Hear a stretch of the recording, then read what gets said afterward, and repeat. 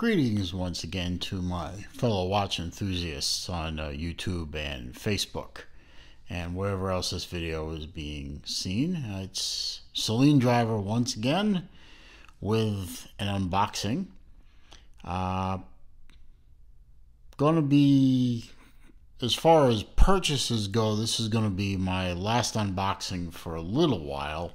I will be doing some other review videos of watches that I've been able to be loaned to and I'll live with for a little while so that I get a good feel for how they operate. But as far as purchasing watches, this one is going to be the last one for maybe a month. Sorry, but there will be content. I promise I'll keep trying to make content. Anyway, as you can see, this is a Seiko.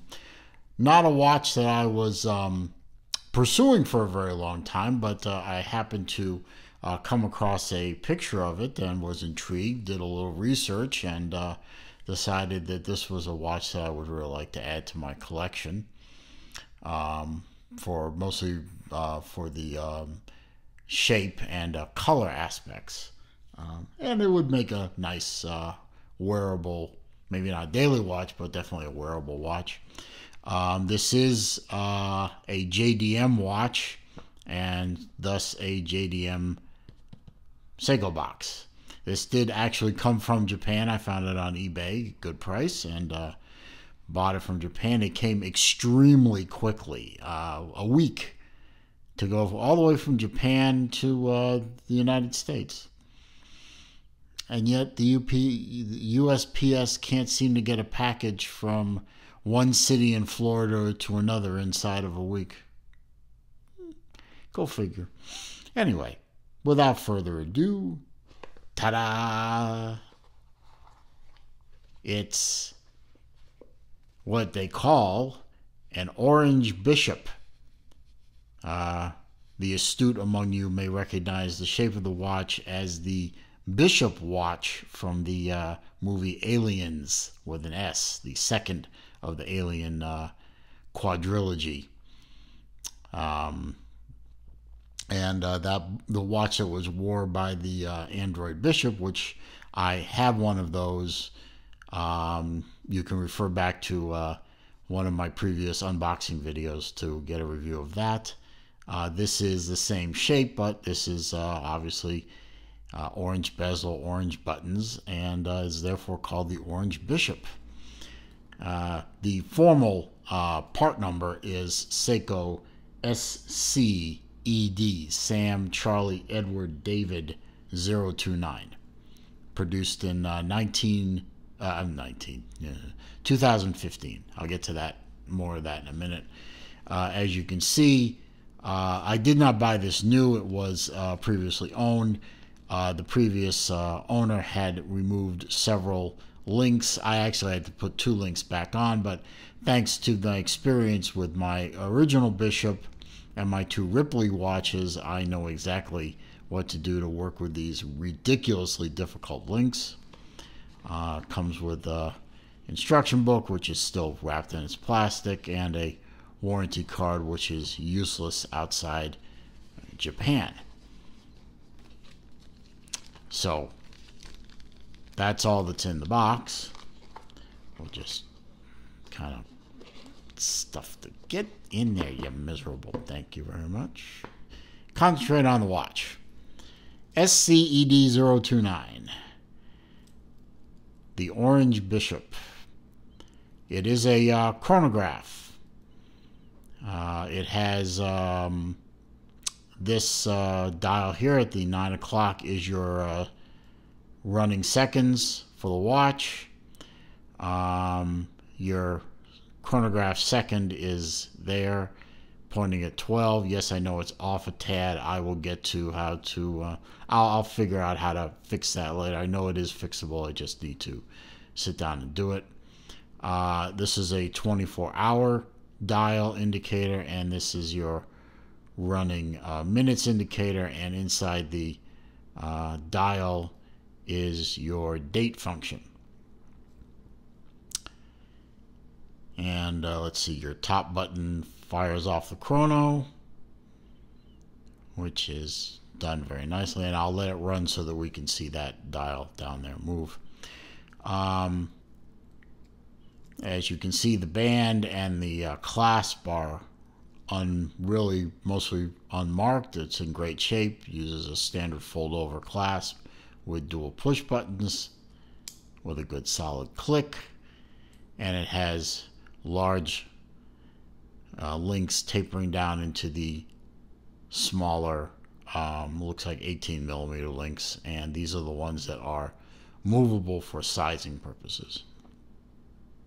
And as I said, it is a ridiculously difficult bracelet to size. It doesn't need to be this way.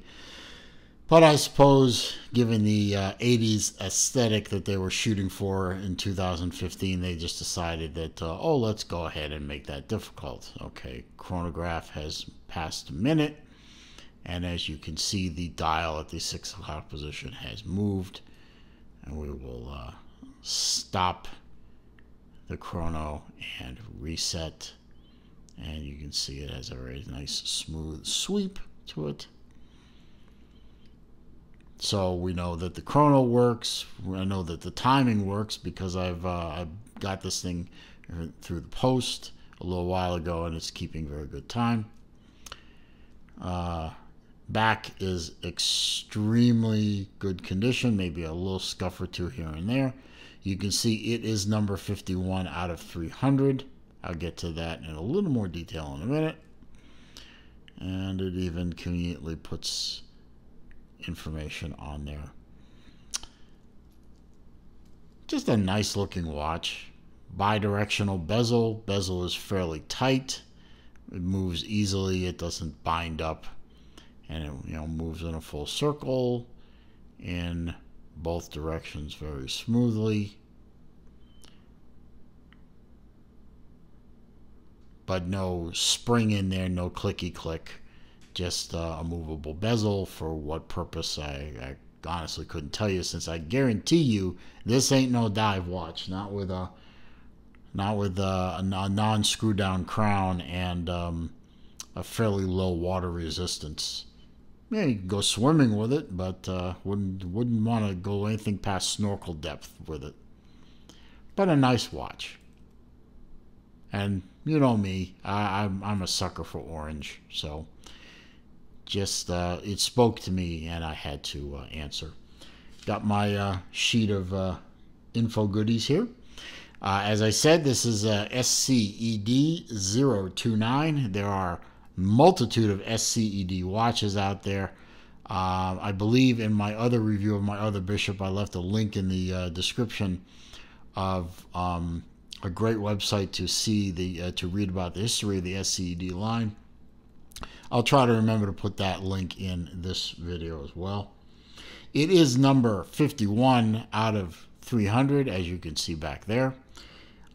This is a watch that was made for the JDM market only. It was this watch and one other model like it were specifically made to be sold by Tic Tac stores in Japan, and only 300 of this model and 300 of the other model were to be made.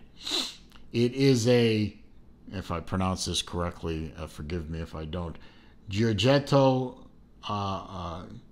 Giorgetto, yeah, Gallardo, no, not Gallardo, oh hell, I know how to pronounce it. I've heard Tristano over at Urban Gentry say it a thousand times. Giugiaro. It's a Giugiaro design. He's designed many watches for Seiko, including the original Ripley, the original Bishop, and so on. This one, as I've said, is the Orange Bishop. It is a coated stainless steel case and coated stainless steel bracelet. Sorry.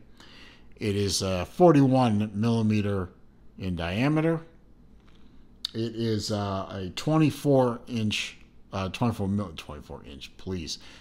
millimeter lug width at the watch. It does taper rather abruptly to I should have measured that. It looks like either 18 or 20 millimeter width at the adjustment point.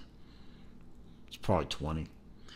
It is 11 and a half millimeter thick, so it does slip under a cuff very nicely. 100-meter water resistance.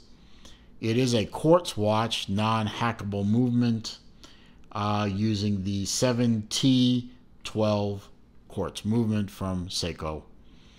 A very solid, very reliable movement. As you can see, if you pop it twice, oh, it is hackable. I'm sorry. It is a hacking movement. My bad. I hate to give out wrong information. And if you pop it once, it will move the date. And I know today is the 29th, not the 30th, so 17. There we go. Hard to do this through looking at a iPhone screen. There we go. One more click and in, and now we're set properly. Great little watch. I enjoy it. I'm going to enjoy this watch. I like the other ones too. I don't wear them very much because I want to keep them as pristine as possible, but this one I think I'll wear.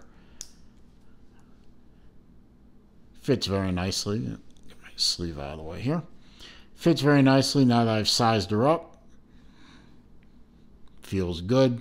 It does have a small micro adjustment capability. It does have 2 micro adjustment positions. This is on the outermost position.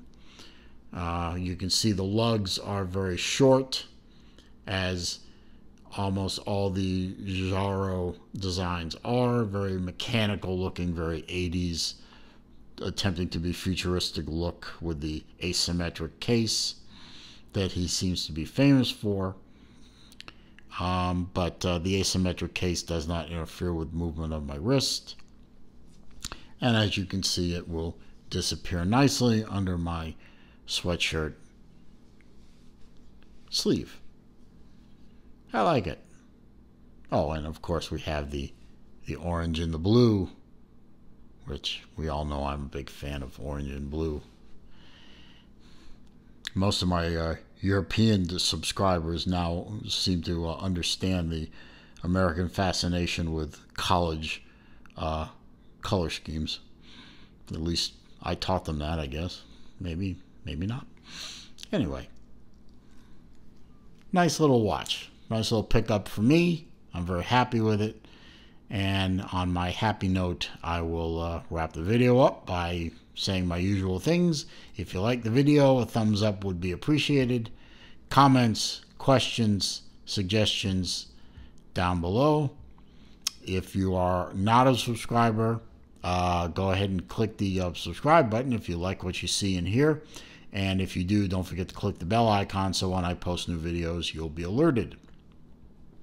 I just broke 400 subscribers, I believe today, being January 29th, 2019. When I'm making this video, I had just crossed 400 subscribers, and I, again, express my appreciation for all of you for subscribing and all your comments, questions, suggestions.